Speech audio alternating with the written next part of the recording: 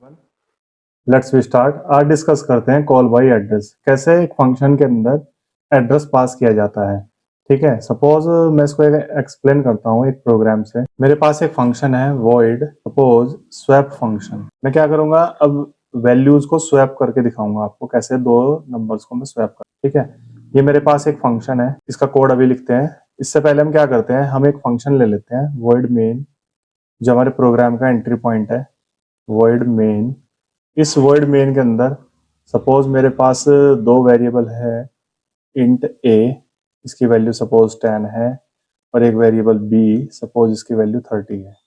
ठीक है, तो ए और बी की वैल्यू 30 है। तो मैंने क्या किया, स्वैप फंक्शन के अंदर अब मैं जो पास करूंगा, ए और बी वैल्यू पास नहीं करूंगा मैं। अब पिछले प्रोग्राम में हमने देखा था कि ए और बी को मैंने एज इट इज पास किया था, लेकिन इस बार मैं ए और बी का एड्रेस पास करूंगा, है ना। तो ऐसा मानते हैं कि सपोज ए का जो भी एड्रेस है वो मैंने पास कर दिया। ए का address of A and address of B, दोनों का एड्रेस पास करते हैं, address of A, address of B.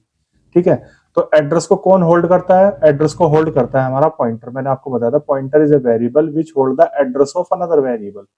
तो इनका एड्रेस जो होल्ड करेगा वो पॉइंटर होल्ड करेगा। तो यानी कि मैंने ये जो एड्रेस पास किए, तो इन एड्रेस को मैं रिसीव करूंगा स्वैप फंक्शन के अंदर, पॉइंटर के अंदर, क्योंकि आपको पता है कि पॉइंटर ही आपका एड्रेस रिसीव करेगा। तो मैंने यहाँ एक पॉइंटर ले लिया p और एक पॉइंटर ले लिया q। ठीक है, ये p और q इस तरह से मैंने इसके अंदर पास कर दिया। और यहाँ पर एक वेरिएबल लिया, सपोज मैंने इंट में टेम्प, और टेम्प के अंदर मैंने वैल्यू रख दी वैल्यू एट p, और वैल्यू एट p में मैंने रख दिया वैल्यू एट q, और वैल्यू एट q में मैंने रख दिया टेम्प।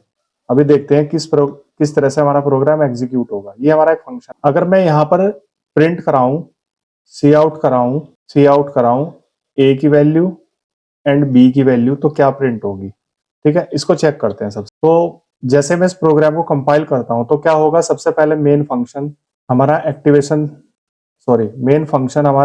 कोड सेक्शन में जाएगा, और स्वैप फंक्शन भी कहाँ जाएगा, हमारा कोड सेक्शन में जाएगा, जैसे मैं प्रोग्राम को एग्जीक्यूट करता हूँ।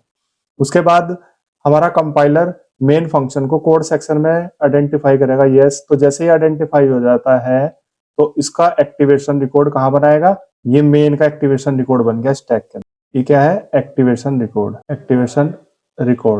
तो एक्टिवेशन रिकॉर्ड किसका बना, ए की वैल्यू कितनी है 10, बी की वैल्यू कितनी है, बी की वैल्यू हमारी 30।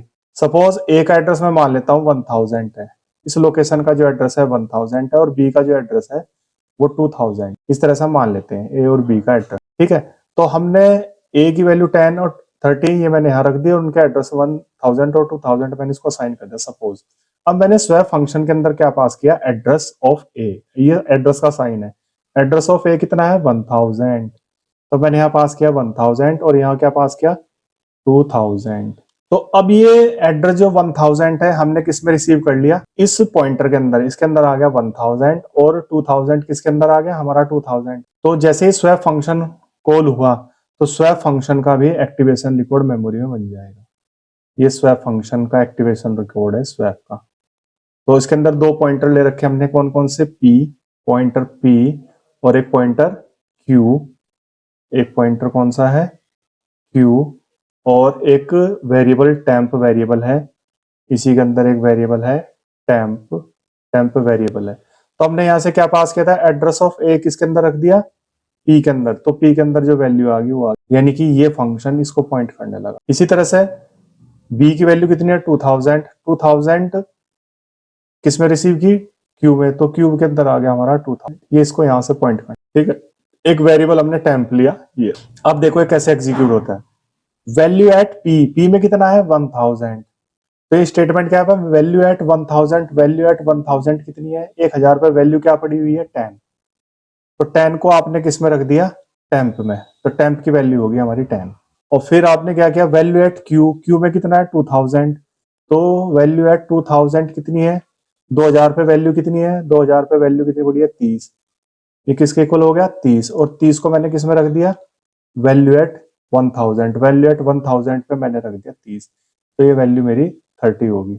ठीक है, अब यहाँ आते टेम्प में कितना है हमारा 10, इस 10 को किस में रख दिया, वैल्यू एट क्यू, क्यू में कितना है 2000, वैल्यू एट 2000, 2000 पे वैल्यू क्या रख दी 10, तो यहाँ पर वैल्यू हमारी होगी 10, ये हमारा 10 आ गया इसके अंदर। ठीक है, तो इस तरह से आप देख रहे हो कि स्वैप फंक्शन के अंदर जब भी मैं कोई एड्रेस पास करता हूं तो एड्रेस पास करने पर मेरे ए और बी की जो वैल्यू थी उसमें चेंजेस हुए, 10 और 20 में 10 और जो 30 था वो चेंज हो गए, किससे 30 और 10 से। तो कॉल बाय एड्रेस अगर आप पास कर रहे हो किसी फंक्शन को, कॉल बाय एड्रेस कॉल कर रहे हो, तो उसमें एक्चुअल जो हमारे पैरामीटर्स थे ए और बी जो पास किए जाते हैं, ये हमारे एक्चुअल पैरामीटर्स हैं। ठीक है, एक्चुअल पैरामीटर्स की वैल्यू चेंज हो जाएगी कॉल बाय एड्रेस में, बट कॉल बाय वैल्यू में आपके एक्चुअल जो वेरिएबल्स हैं उनकी वैल्यू चेंज नहीं होती। ठीक है, जैसे मैंने प्रीवियस एग्जांपल में देखा था, ये देखो यहां पर क्या था, ए की वैल्यू 10 और बी की वैल्यू 20 ही थी, ये चेंज ही नहीं हुई थी। ठीक है, और x की वैल्यू 10, x की वैल्यू 20, बल्कि कॉपी गई थी इनके पास, ये कॉपी चली गई थी। लेकिन इसमें क्या हो रहा है, यहाँ पर हमारा चेंज हो रहा है, वैल्यू अपडेट होगी इसमें। तो कॉल बाय एड्रेस में अगर आप पास कर रहे हो एड्रेस, तो एड्रेस पे जो भी वैल्यू होगी वो अपडेट हो जाएगी। तो यानी कि जो आपके एक्चुअल पैरामीटर्स थे वो स्वैप हुए हैं। तो ये थी स्टोरी किसके बारे में, कॉल बाय एड्रेस के बारे में। एक चीज और, जैसे ही ये इसका एग्जीक्यूशन कंप्लीट हो जाता है, जैसे हमारे स्वैप फंक्शन का एग्जीक्यूशन कंप्लीट होता है तो ये मेमोरी से डिलीट हो जाएगा।